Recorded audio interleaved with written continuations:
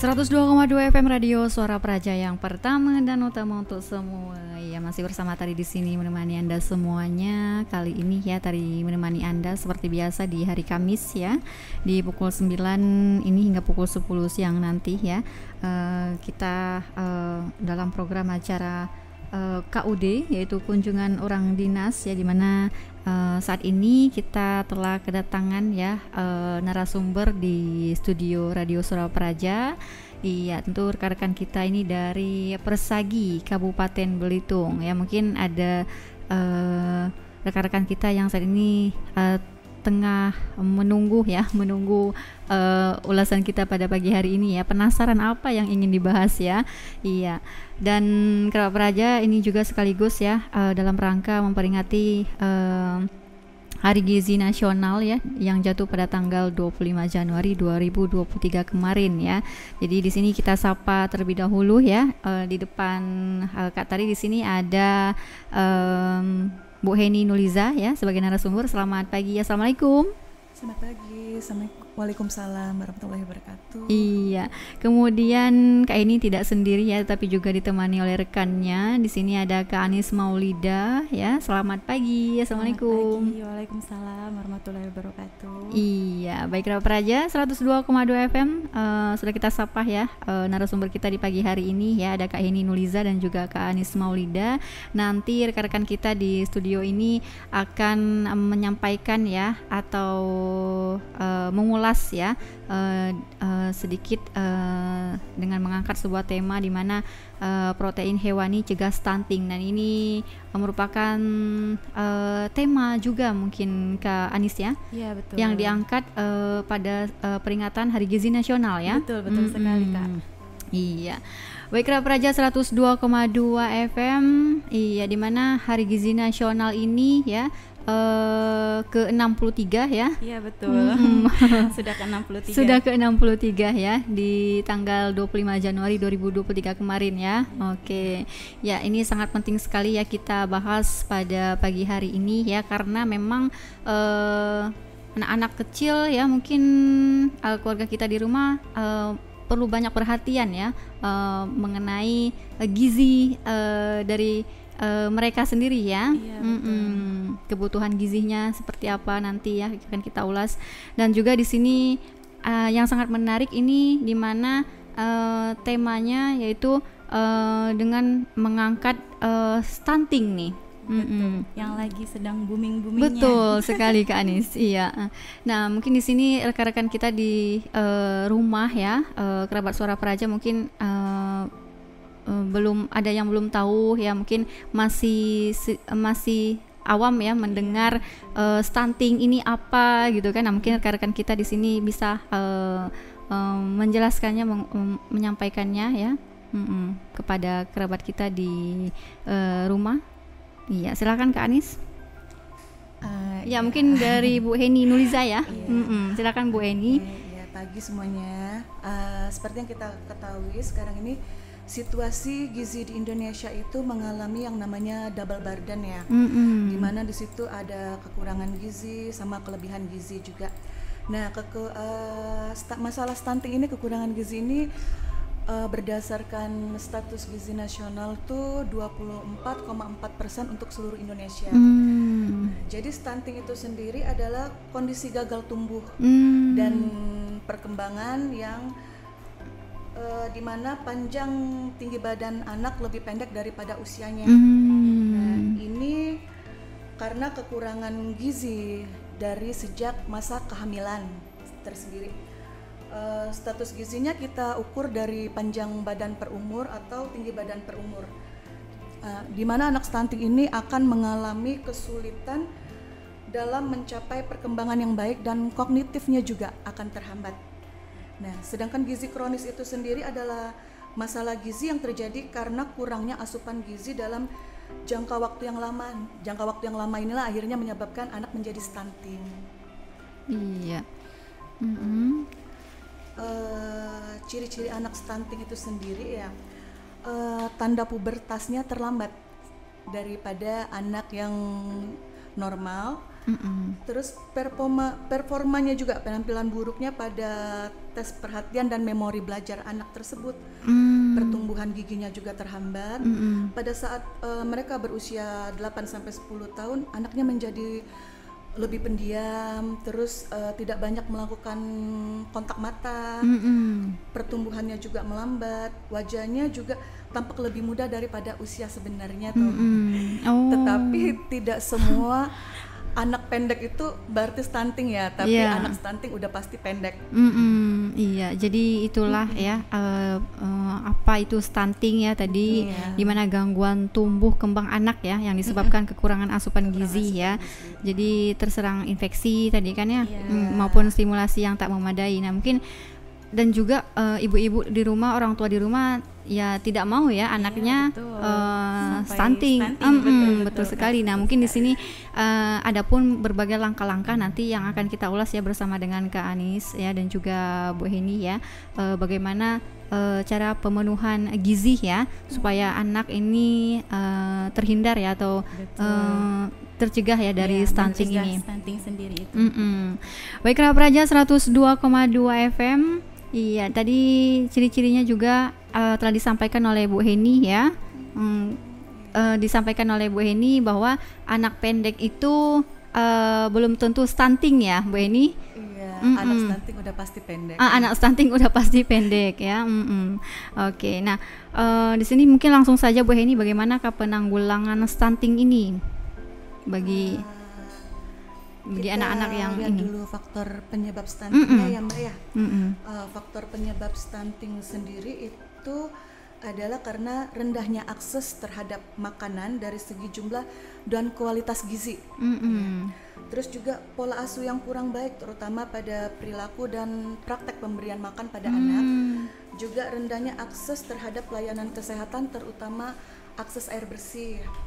Nah, penyebab dari stunting itu sendiri sebenarnya dari awal tuh dari anak remaja yang mengalami kek, terus anak remaja yang mengalami anemia, akhirnya menyebabkan ibu hamilnya menjadi ibu hamil kek, mengalami anemia dan akhirnya anaknya menjadi kurus. Ini juga karena asupan makanan pada bumil ya, seperti PMT-nya, TTD-nya. Kalau pada anak balita itu ASI eksklusifnya.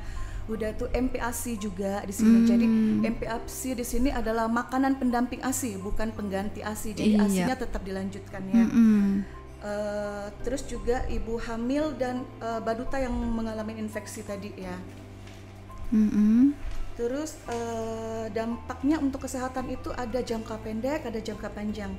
Kekurangan gizi tidak saja membuat stunting, tapi juga menghambat kecerdasan anak, juga memicu penyakit tidak menular, juga menurunkan produktivitas dari anak stunting itu sendiri. Perkembangan otaknya juga lebih lambat gitu loh. Iya.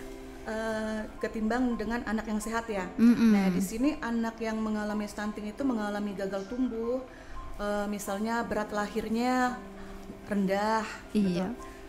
Lebih pendek, lebih kecil, juga lebih kurus dia di situ ya. Terus ada juga hambatan untuk perkembangan kognitif dan motorik anak. Ini berpengaruh pada perkembangan otaknya dan keberhasilan si anak sendiri dalam jenjang pendidikannya. Terus juga ada gangguan metabolik pada saat dia berusia dewasa nih. Jadi bisa meningkatkan resiko penyakit tidak menular seperti diabetes, hipertensi, gangguan di ginjal. Iya. Terus cara kita menanggulangi stunting itu yaitu dimulai dari 1000 hari pertama kehidupan kita itu. Dari 1000 hari pertama kehidupan pada saat ibu hamil itu dimulai ya, 1000 pertama itu ya. Jadi sejak janin dalam kandungan sampai anak berusia 2 tahun. Jadi atau 270 hari selama kehamilan dan 730 hari pada kehidupan pertama bayi yang dilahirkan. Itu disebut dengan periode emas. Nah, di saat seperti inilah yang mau kita kejar tumbuh kembangnya anak, supaya tidak menjadi stunting. Iya, jadi memang untuk pencegahan anak supaya tidak stunting ini memang dilakukan sejak masih dalam kandungan ya. Betul sekali. Pada saat masa-masa kehamilan ya. Iya. Jadi peran seorang ibu untuk melahirkan anak yang sehat itu sangat penting sekali dengan mencukupi kebutuhan gizinya ya dari ibu. Jangan berpikir untuk ibunya saja, tapi juga pikirkan untuk sang buah hati ya. Karena yang masih dalam kandungan. Apabila kita sudah hamil, berarti bukan hanya memikirkan diri sendiri Betul. saja gitu kan, tapi memikirkan yang ada di dalam kandungannya juga. Mereka butuh asupan yang harus terpenuhi, yang merupakan hak mereka seperti itu. Yang biasa sering ditemui nih Kak Anis dan Bu Heni ya, biasanya ibu hamil ini sering anemia. Itu apakah berdampak pada anak nantinya untuk stunting? Oke. Baik, saya jawab ya Kak ya. Untuk ibu hamil anemia sendiri tentunya pasti berdampak pada saat nanti melahirkan. Kenapa? Karena pada saat hamil dia sudah mengalami masalah gizi. Nah, anemia sendiri itu merupakan kekurangan zat besi gitu ya Kak ya. Jadi dan merupakan itu yang amat juga sangat utama gitu dalam pembentukan janin untuk kandungan seperti itu. Ditambah lagi apabila ibu hamilnya itu kurang energi kronis, di mana lingkar lengan seorang ibu itu berada di bawah 23,5 cm. Nah, itu juga berdampak anaknya beresiko nantinya pada saat lahir itu bisa jadi berat badan lahirnya rendah, bisa jadi panjang melahirnya tidak sesuai seperti itu. Dan juga nanti apabila makin kekurangan kebutuhan gizinya bisa menyebabkan anak tersebut gizi kurang, underweight ataupun stunting seperti itu, di mana yang sudah kronis gitu ya Kak, sudah dalam waktu yang jangka yang lama seperti itu bisa amat sangat berpengaruh. Iya, jadi memang perlu perhatian khusus ya. Untuk ibu-ibu yang hamil ya, terutama juga pada saat remaja sih. Mengkonsumsi tablet tambah darahnya. Iya. Nah, jadi di sini tadi telah disampaikan Ibu Heni dan juga Kak Anis ya mengenai masalah stunting ini bisa diatasi dengan melakukan berbagai cara pencegahan ya. Di antaranya tadi salah satunya memenuhi ketercukupan gizi pada usia kehamilan ya. Sangat penting. Mungkin barangkali ada rekan-rekan kita yang sedang hamil nih bisa diberi perhatian khusus ya, atau diingatkan misalnya kan. Iya, pastinya seperti itu. Selalu dikonsumsi obat, jangan sampai dilewatkan. Ya, ini sangat penting sekali ya, karena untuk sang buah hati dalam kandungan ya, agar tidak atau mencegah anak supaya tidak stunting ya. Nah, kemudian pada saat menyusui nih katanya seorang ibu pun perlu memberikan ASI eksklusif nih sampai bayi berusia 6 bulan. Nah, ini sangat penting juga kan? Sangat penting sekali. Apakah ibu tersebut ASI eksklusif atau tidak? Seperti itu mempengaruhi tumbuh kembang anak, di mana kita sudah diberikan karunia gitu ya oleh Tuhan Yang Maha Esa untuk menyusui. Kenapa tidak? Seperti itu. Sebenarnya mungkin kebanyakan ibu-ibu sendiri itu kurang percaya diri gitu kan. Nah, jadi kurang percaya diri itu menyebabkan ASI saya nggak ada gitu, ASI saya nggak keluar. Padahal ASI tersebut bisa dari hisapan anaknya sendiri. Makin dihisap itu makin akan berlimpah seperti itu. Jadi mereka salah satunya juga peran keluarga sih Kak sebenarnya. Dorongan dari keluarga. Iya, betul sekali, dukungan dari keluarga yang mengharuskan membantu istilahnya kepercayaan diri ibunya tersebut untuk mendapatkan ASI eksklusif seperti itu. Karena memang 0 sampai 6 bulan itu mengharuskan kita diwajibkan ASI eksklusif. Jadi ini mungkin jangka waktu yang minimal ya. Iya, betul sekali. Untuk ASI eksklusif sampai bayi berusia 6 bulan ya. Nah, untuk usia maksimal mungkin bisa dilanjut sampai dengan 2 tahun. 2 tahun. Ini alangkah baiknya ya. Iya, betul. Untuk pemenuhan gizi, kebutuhan gizinya dari sang buah hati. Betul tersebut. sekali, karena hak mereka, hak anak-anak untuk mendapatkan ASI itu hak mereka. Jangan kita hilangkan seperti itu hak anak-anak kita untuk mendapatkan ASI eksklusif. Biasanya memang sering terdengar ini rekan-rekan kita ya, kerabat-kerabat kita katanya ada yang bilang ASI-nya mapet gitu kan. ASINya mampet itu mungkin karena kurangnya pelekatan gitu Kak ya, pelekatan dari si anaknya sendiri. Jadi ASINya itu mungkin bisa tersumbat seperti itu. Jadi hisapan sang anak itu harus benar, perlekatannya harus benar sehingga hisapannya itu sesuai dengan teorinya seperti itu. Iya, harusnya seperti itu. Jadi memang ada teknik-tekniknya ya. Iya, betul sekali. Makanya ibu-ibu hamil itu diharapkan pada saat hamil itu bisa mengikuti kelas ibu hamil sebenarnya. Jadi pada saat di kelas ibu hamil itu sudah dijelaskan semuanya oleh petugas, biasanya cara perlekatan yang baik dan benar pada saat nanti persalinan, tanda-tanda persalinan itu di kelas ibu hamil kita jelaskan seperti itu. Jadi bisa juga mencegah, pengetahuan itu bisa mencegah anak-anak kita nantinya seperti itu dalam resiko stunting. Iya, ini sangat penting sekali ya informasinya. Sangat penting sekali untuk rekan-rekan kita yang mungkin barangkali saat ini sedang hamil ya, betul. Atau merencanakan kehamilan atau saat ini sudah memasuki usia kehamilan 9 bulan. Nah, mungkin sudah bisa dipersiapkan ya. Iya, betul sekali. Kalau untuk saat ini kan memang sudah banyak sekali jualan ASI booster ya, jadi sangat mudah sekali ya. Oh iya, mungkin untuk ASI booster sendiri itu tidak terlalu berpengaruh juga gitu ya Kak ya, karena mungkin dari asupan gizi itu harus segera terpenuhi. Jadi apabila asupan gizi kita terpenuhi, tidak perlu yang ya seperti itu gitu kan.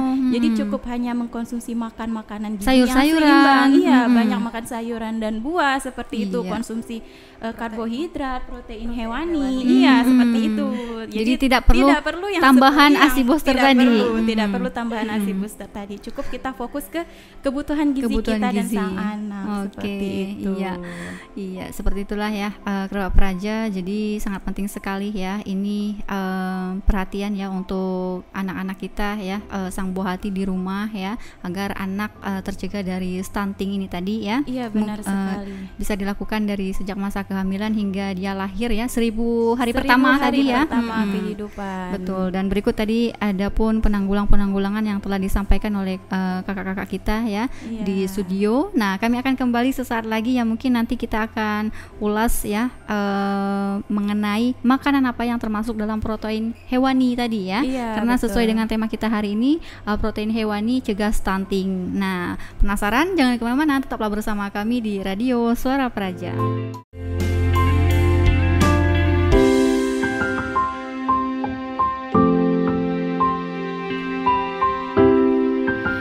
102,2 FM Radio Suara Praja yang pertama dan utama untuk semua. Masih kami pencarluaskan ya dari kantor Diskominfo Kabupaten Belitung, tepatnya di Jalan Anwar ya, Komplek Marakas, dan masih dalam program acara KUD, yaitu kunjungan orang dinas ya, bersama rekan-rekan kita dari Persagi Kabupaten Belitung, di mana kita masih mengulas ya mengenai tema kita hari ini ya, dalam memperingati Hari Gizi Nasional, yaitu protein hewani cegah stunting. Ya, tadi telah disampaikan oleh rekan-rekan kita di studio, ada Ibu Heni dan juga Kak Anis ya, menyampaikan bagaimana penanggulangan bagi anak stunting ya, tadi telah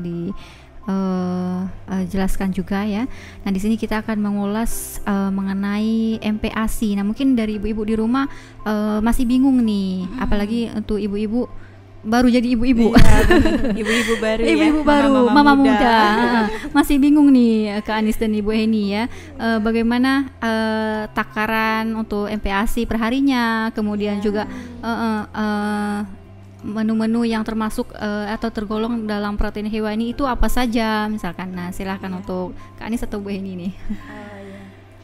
Anis ya. Baik. Terima kasih.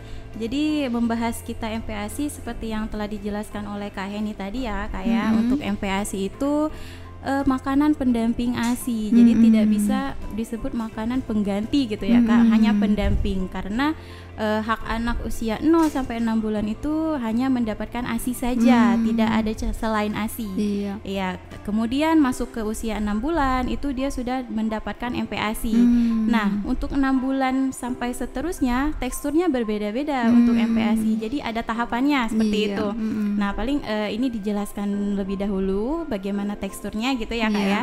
Untuk usia 6 sampai 8 bulan itu makanan yang disaring.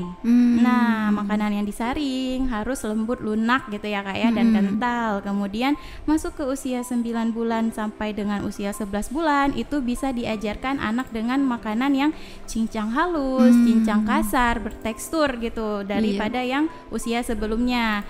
Juga anak sudah mulai untuk finger food, sudah mulai untuk mencoba makan sendiri seperti itu.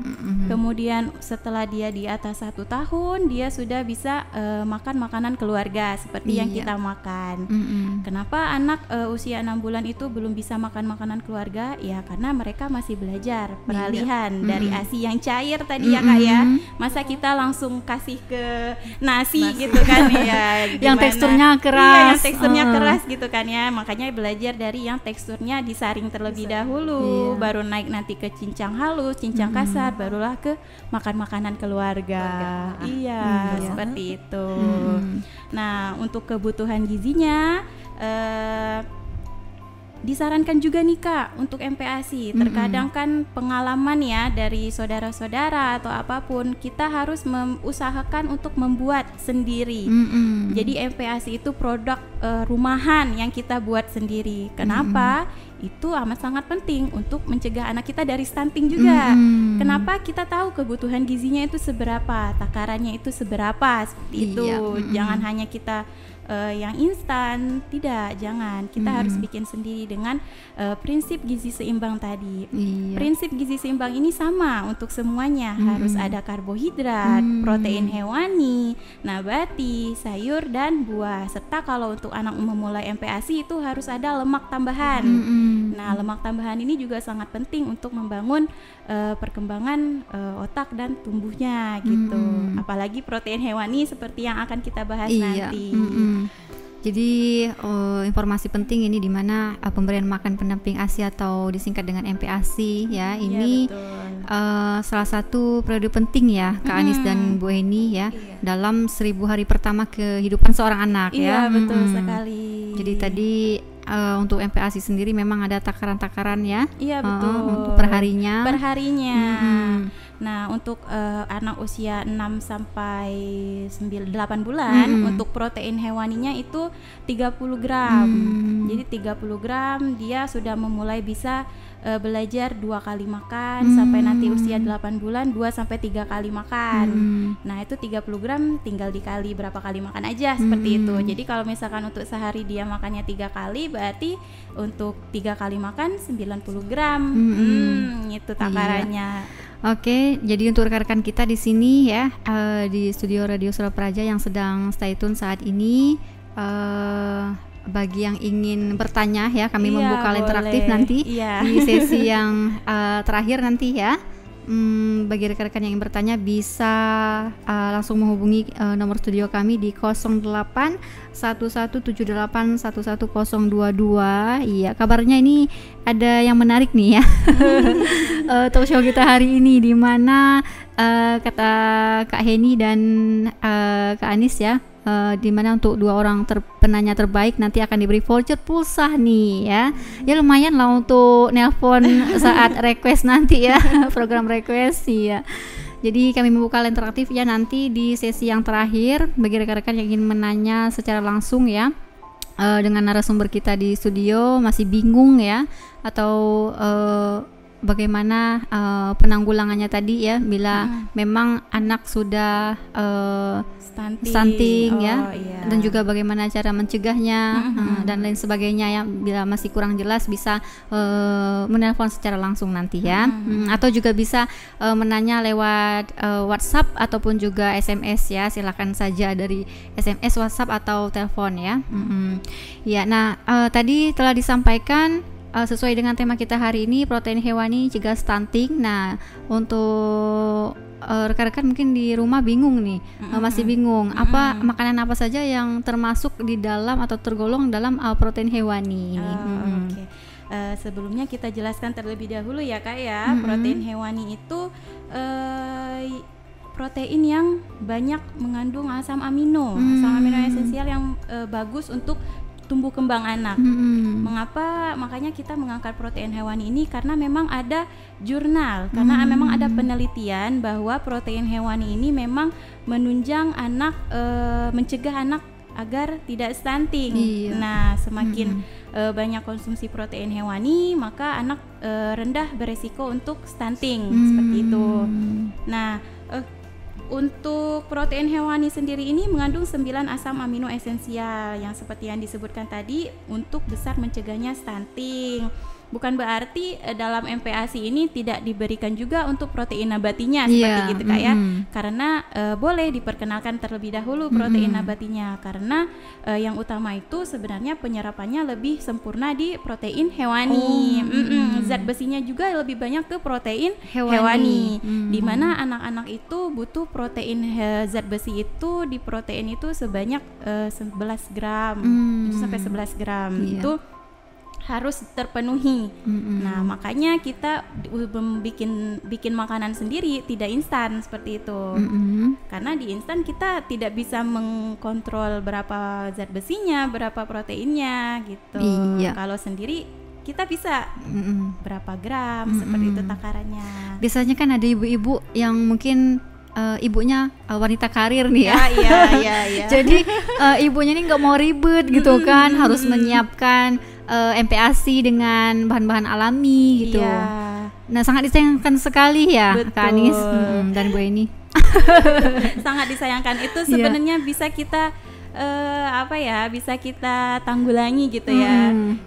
Saya juga wanita karir, maksudnya wanita pekerja, tetapi maksudnya bisa memberikan MPASI rumahan. Maksudnya kita harus membagi waktu gitu istilahnya kan. Jadi kalau untuk MPASI sendiri ya Kak Heni bisa dipanaskan. Bisa dipanaskan. Kita buat untuk 1 kali makan ya Kak. 1 kali sehari untuk sehari.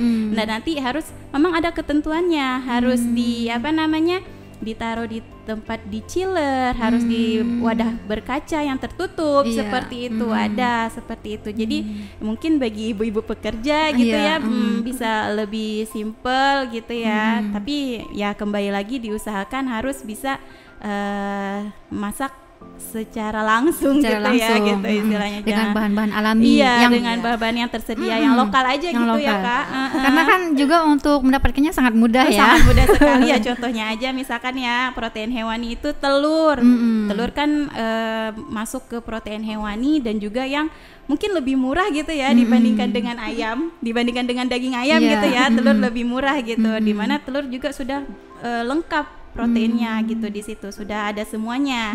Jadi jangan takut untuk memberikan anak pada saat memulai MPASI itu dengan telur. Jangan takut. Harus dicoba. Semuanya harus menu lengkap gitu istilahnya. Menu 4 bintang harus lengkap. Tadi yang ada karbohidrat, protein hewani nabati, sayur dan buah serta ada lemak tambahannya. Jadi harus menu lengkap. Tidak boleh di-skip gitu Kak. Menu-menu yang lainnya skip buah, skip sayur tidak. Karena juga anak membutuhkan serat. Iya, kasihan nanti kan kalau tidak butuh serat. Jadi memang harus tercukupi ya. Iya, betul sekali, harus tercukupi. Dan juga tadi kan kita ini mengangkat tema protein hewani. Nah, jadi penting memang protein hewani, tapi jangan dilupakan juga protein nabati tadi. Iya, bisa diperkenalkan terlebih dahulu gitu. Nah, untuk protein nabati mungkin rekan-rekan kita masih bingung ini apa yang tergolong dari protein hewani nabati ini.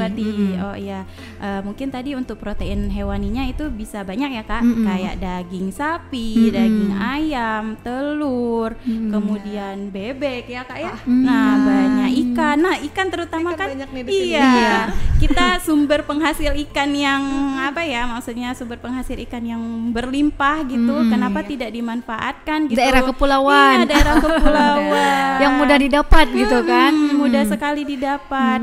Tinggal ke pasar pergi mau cari ikan ini ada, cari ikan itu ada, seperti itu. Dimana ikan juga proteinnya kan sangat banyak gitu ya Kak, dibandingkan dengan yang lain. Misalkan bisa juga dengan hati ayam. Betul. Hatinya ya, karena di dalam hati ayam itu juga banyak mengandung zat besi yang bisa membangun tumbuh kembang anak juga. Iya, anak juga perlu zat besi.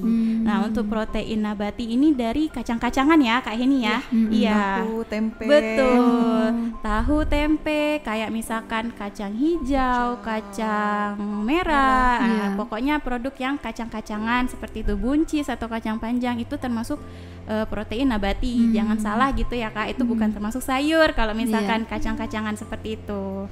Kalau sayur sendiri kan kayak wortel, bayam. Nah, itu masih bisa dikonsumsi untuk anak yang baru memulai MPASI. Brokoli atau kembang kol itu. Jadi memang ada jenis-jenisnya, kacang-kacangan, tadi sayur-sayuran yang tergolong ya. Betul. Jadi beda antara protein nabati dengan sayur. Iya, jangan sampai kita salah gitu mendeskripsikannya seperti itu. Iya. Biasanya kan kacang-kacangan misalnya kacang panjang, kacang buncis ini udah termasuk sayur misalnya kan. Padahal kan itu termasuk protein nabati ya. Iya, betul. Jangan sampai salah ya kata Kak Eni dan Kak Anis. Sampai salah. Oke, jadi itulah beberapa di antaranya tadi ya jenis-jenis menu makanan ya yang tergolong dalam protein nabati dan juga protein hewani yang juga di Belitung ini sangat mudah didapat ya. Sangat mudah sekali. Jadi untuk anak untuk kita mengusahakan anak tumbuh kembangnya sehat ya, kebutuhan gizinya tercukupi ya. Untuk di daerah Belitung ini sangat mudah sekali didapat. Sangat mudah sebenarnya Kak. Iya. Jadi untuk rekan-rekan kami ya di studio telah menunjukkan pukul 9:46 waktu Indonesia bagian Barat ya. Kami informasikan kembali bagi rekan-rekan yang ingin bertanya, kami membuka line interaktif ya di sesi ini ya.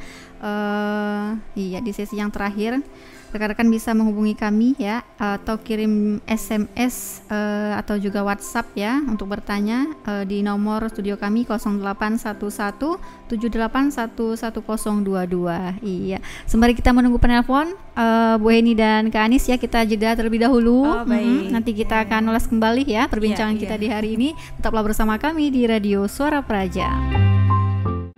102,2 FM Radio Suara Praja. Iya, menarik sekali ya perbincangan kita di pagi hari ini ya, dalam memperingati Hari Gizi Nasional yang jatuh pada tanggal 25 Januari 2023 kemarin ya. Bersama dengan rekan-rekan kita ya dari Persagi Kabupaten Belitung, ada Kak Heni dan juga Kak Anis ya. Iya. Tadi Bu Heni ya, ini Kak Heni pula. Tidak apa-apa lah Bu ya, biar nama muda Bu ya.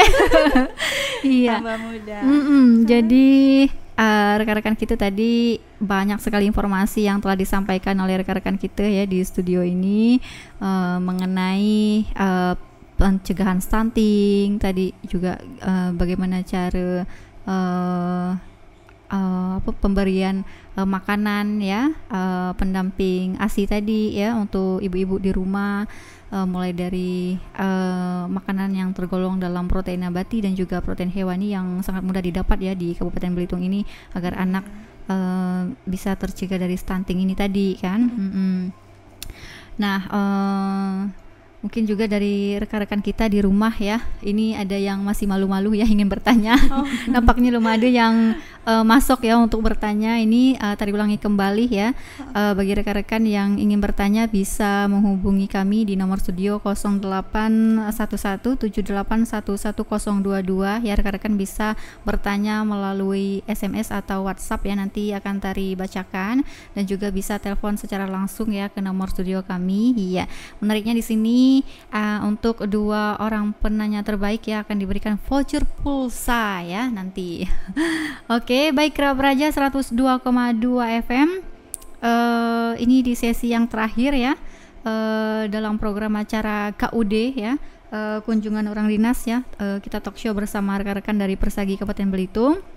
Nah, untuk di sesi yang terakhir ini mungkin ada langkah-langkah nih Kak Anis dan Bu Heni ya, bagaimana orang tua di rumah ya mulai sejak dini ya mungkin langkah apa yang dapat dilakukan oleh orang tua supaya anaknya tercegah dari stunting ini tadi.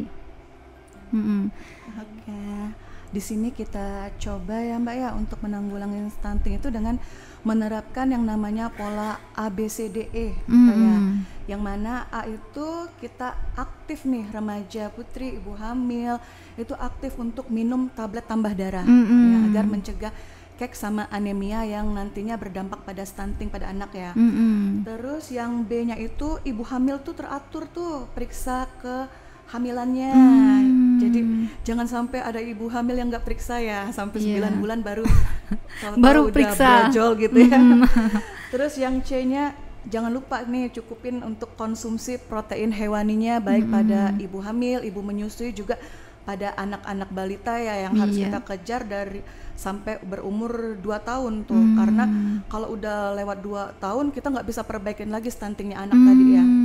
Terus yang D-nya nih jangan lupa tuh ibu-ibu bawa anaknya, ibu hamil juga untuk datang ke posyandu setiap bulan. Ya, yang bagaimana kita ketahui itu di setiap puskesmas tuh ada posyandunya ya Nis ya. Betul sekali. Setiap puskes ada posyandu. Kalau misalkan sama aja sebenarnya Kak, kalau mau dibawa ke fasilitas kesehatan juga tidak masalah. Seperti yang penting anak terpantau oleh petugas kesehatan seperti itu. Jadi mungkin dari cek berat badan, tinggi badan, tumbuh kembangnya nanti dicek, diberi bulan depan juga sudah memasuki bulan Februari, bulan vitamin A yang mana nanti akan mendapatkan vitamin A. Anak usia 6 sampai dengan 5 tahun. Iya, seperti itu. Jadi harus dirutinkan ya. Betul sekali. Harus rutin, cuman 1 bulan sekali loh istilahnya kayak gitu kan. Jangan dilupakan. Ya mungkin untuk emak-emak yang ibu-ibu di rumah yang wanita karir bisa lah luangkan waktunya ya untuk datang ke posyandu ya demi sang buah hati tercinta gitu kan. Kalau mamanya tidak bisa membawa ke posyandu bisa sama neneknya misalkan kakek atau enggak yang menjaga anaknya lah kayak gitu. Iya, jadi sangat penting sekali ya untuk ibu-ibu di rumah yang masih mempunyai anak balita. Betul. Untuk rutinkan datang ke posyandu terdekat ya. Sesuai wilayahnya. Sesuai wilayahnya. Iya. Terus jangan lupa nih ASI eksklusif nih 6 bulan ya. Jadi dari 0 sampai 6 bulan tuh ASI eksklusif tanpa ada tambahan yang lain. Kecuali memang ada kebutuhan khusus ya, misalnya dari dokter spesialis anak harus ada yang lain gitu. Jadi anak di bawah 1 tahun jangan diberi madu lagi ya. Apalagi kopi gitu apalagi ya Kak. Kopi ya. Baru-baru ini beritanya anak umur baru berapa bulan diberi pisang. Pisang. Lambung anak tuh sekecil biji kacang hijau loh. Jadi nggak bisa kita itu ya sampai banyak kasus anak-anak akhirnya harus dirawat intensif gitu ya. Jadi cukup ASI 6 bulan dan di atas 6 bulan MPASI plus ASI gitu. Iya. Jadi ini mungkin mengingatkan untuk ibu-ibu mama-mama muda ya. Mungkin mereka belum pengalaman ya. Ada anaknya yang tahu-tahu dikasih pisang lah gitu kan, makanan yang ya termasuk berat ya untuk pencernaannya. Jadi ini tidak diperbolehkan ya sampai dengan usia 6 bulan. Mulai dari 6 bulan baru bisa diberikan. Gitu. Nah, kabarnya untuk pencegahan stunting ini pencegahannya itu bisa dilakukan dari sejak di usia kandungan ya hingga anak berusia 2 tahun. Nah, jadi kalau sudah 2 tahun tuh Kak Heni dan Kak Anis ini sudah tidak bisa ditanggulangi ya? Iya, maksudnya sudah mungkin tumbuhnya bertumbuh tetapi tidak optimal lagi. Tidak optimal lagi. Tidak seperti anak-anak yang lainnya gitu seumurnya. Tidak optimal dalam tumbuh kembangnya. Bertumbuh tetapi tidak optimal. Tidak optimal. Iya, betul. Jadi memang waktu terbaik itu nol bulan sampai dengan 2 tahun. Iya. Iya. Ini sangat penting ya agar anak-anak kita tercegah ya, terhindar dari stunting ini. Betul sekali, baik, Kak. nah untuk di sesi terakhir ini ya, untuk Bu Heni dan Kak Anis, kiranya ada yang ingin disampaikan ya untuk orang tua, ibu-ibu di rumah ya, sesuai dengan tema kita hari ini ya, protein hewani cegah stunting. Iya, silakan. Mungkin pesannya untuk ibu-ibu di rumah ya, sama seperti yang kita bahas tadi. Yang pertama itu segeralah periksa kehamilan apabila sudah tahu gitu ya, sudah tahu kita hamil, periksalah ke fasilitas terdekat. Iya. Ya, periksa ke fasilitas kesehatan pelayanan terdekat, kemudian tablet tambah darahnya dikonsumsi, kemudian nanti pada saat melahirkan, usahakan ingatkan lagi petugas kesehatannya untuk melakukan IMD, Kak. Inisiasi menyusu dini. Jadi pada saat IMD tersebut juga bisa membantu untuk menenangkan kita setelah melahirkan. Terkadang kan setelah melahirkan memang sakit gitu ya, tetapi pada saat anak sudah berada di dekapan kita, wah semuanya itu hilang. Iya, jadi usahakan anak itu IMD agar anak bisa mencari air susu ibunya sendiri. Seperti itu bisa membantu untuk melancarkan ASI eksklusif. Nah itu ingatkan petugas kesehatannya lagi apabila bersalin dimanapun gitu ya, di fasilitas kesehatan manapun, ingatkan kembali harus adanya IMD. Kemudian ASI eksklusif, MPASI itu harus diberikan sesuai dengan kebutuhan anak. Harus sesuai. Jadi kalau tidak sesuai nantinya kebutuhannya juga berkurang, seperti itu, Kak. Dan kemudian jangan lupa bawa anaknya ke posyandu atau ke fasilitas kesehatan yang terdekat. Untuk pantau tumbuh kembang. Karena sangat penting sekali benar sangat penting sekali untuk memantau tumbuh kembang anak. Untuk usia yang katakanlah masih balita ya, masih balita. Untuk pertumbuhannya nanti. Betul, karena cikal bakal generasi kita selanjutnya gitu. Ada yang bilang ini golden age, betul sekali. Usia emas di mana anak itu 0 sampai 2 tahun perkembangannya amat sangat pesat gitu. Betul. Kita berbicara seperti ini, mereka menirunya kayak gitu. Jadi harus kita benar-benar usahakan yang terbaik lah untuk anak kita. Iya. Baik, demikian kerabat peraja perbincangan kita di pagi hari ini ya, sangat menarik sekali nih untuk ibu-ibu di rumah ya. Mudah-mudahan informasi yang dibagikan ya, yang disampaikan oleh Bu Heni dan juga Kak Anis ya di pagi hari ini di ruang dengar Anda, mudah-mudahan bermanfaat sekali ya. Amin. Mudah-mudahan ya bisa mencegah ya anak-anak kita dari stunting ini tadi ya. Betul. Sambil menambah pengetahuan juga. Iya. Tidak bertambahnya jumlah anak stunting di Indonesia. Nah, mudah-mudahan anak-anak Indonesia ke depan tumbuh dengan sehat ya, sebagai generasi penerus bangsa nantinya ya. Jadi di mana tadi seperti yang kita ketahui bahwa ada 1000 hari pertama kehidupan seorang anak tadi ya, dan itulah yang harus dicukupi kebutuhan gizinya tadi. 102,2 FM Radio Suara Praja. Iya, baik kerabat Praja, ini di sini akan Tari bacakan ya. Untuk di SMS ini ada yang masuk, ini menanyakan seputar dengan perbincangan kita hari ini ya, bersama rekan-rekan kita dari Persagi Kabupaten Belitung ya, dengan mengangkat sebuah tema tadi, yaitu protein hewani cegah stunting. Nah, dimana tadi sempat disampaikan oleh Kak Anis ya tadi tentang MPASI. Nah, ini dari Kak Olive ya. Iya, dari Kak Olive bertanya apa saja yang harus diperhatikan dalam pengolahan MPASI. Iya, ini yang ingin menjawab Bu Heni atau Kak Anis, silakan. Dicoba jawab ya. Untuk pengolahan MPASI itu memang ada beberapa syaratnya Mbak ya.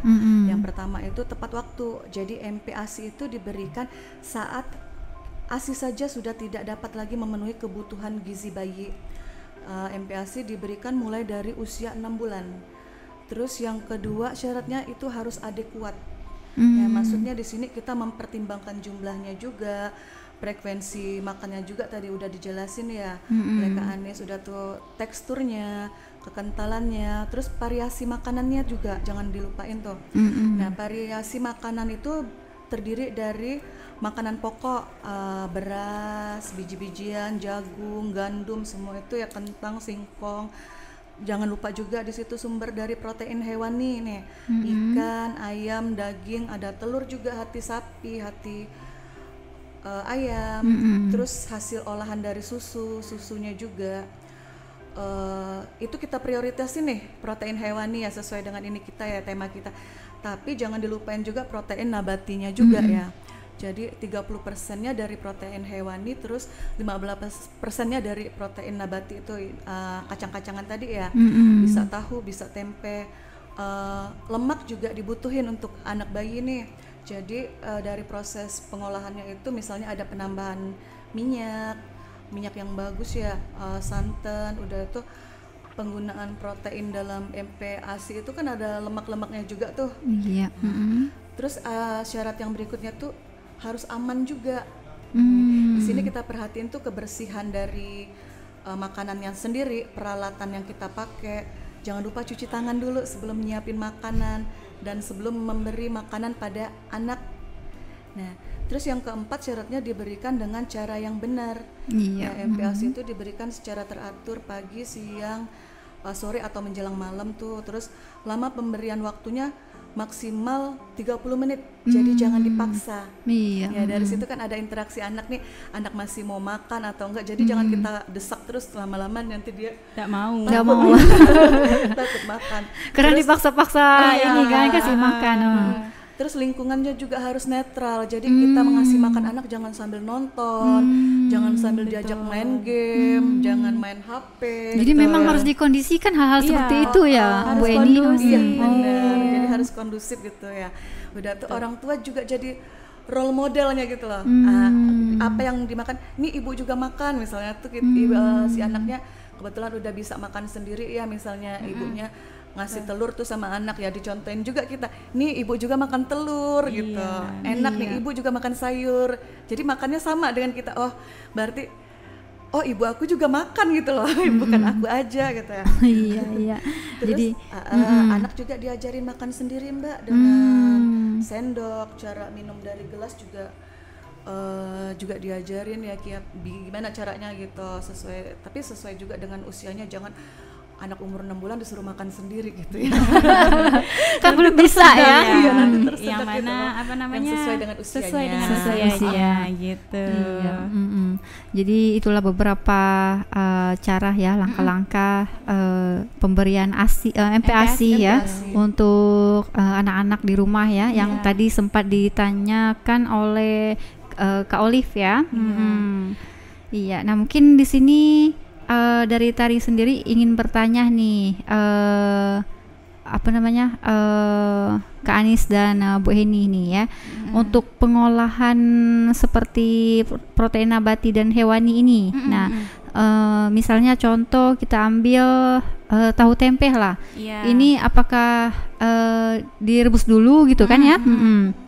Untuk pengolahannya sendiri gitu ya. Kalau untuk tahu ataupun tempe ataupun ikan protein hewani gitu ya, itu bisa langsung dimasak Kak. Dimasak. Iya, jadi mungkin ikan nih contohnya ya bisa dibersihkan terlebih dahulu, duri-durinya dipisah seperti itu ya. Nanti mungkin dipotong kecil-kecil. Ambil dagingnya tadi. Ambil dagingnya saja. Kemudian tahu ataupun tempenya nanti juga dipotong kecil-kecil gitu ya. Nanti barulah boleh dimasukkan pada saat kita merebus atau pada saat kita menumis.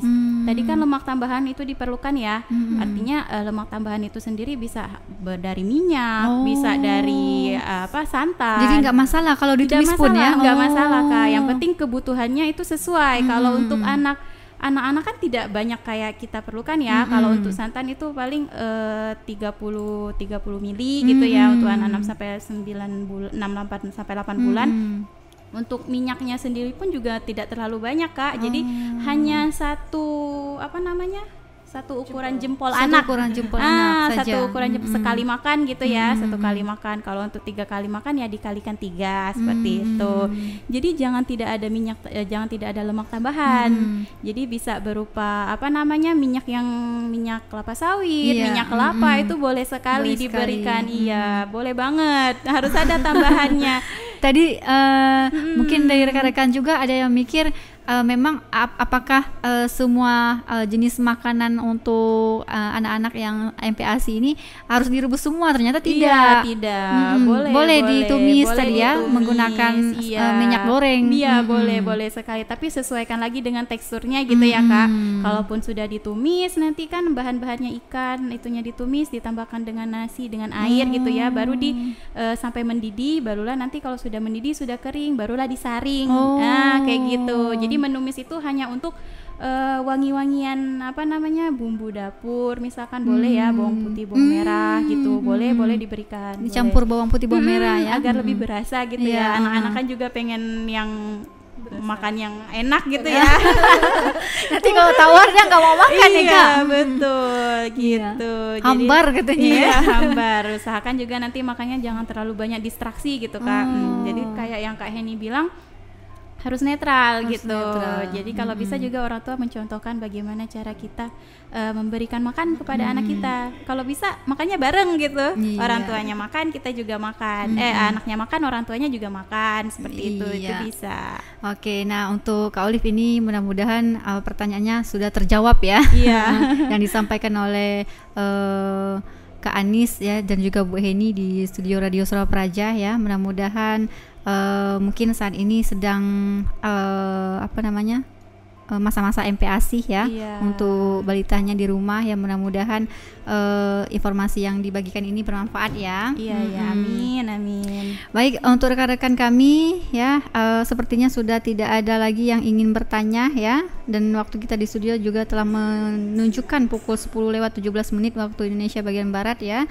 Dan di sini kami ucapkan terima kasih untuk rekan-rekan kami yang selalu senantiasa setia ya mengikuti program acara kami di Radio Suara Praja. Iya, kami ucapkan terima kasih juga untuk Bu Heni dan Kak Anis ya. Iya. Sampai lupa nih rajin namanya.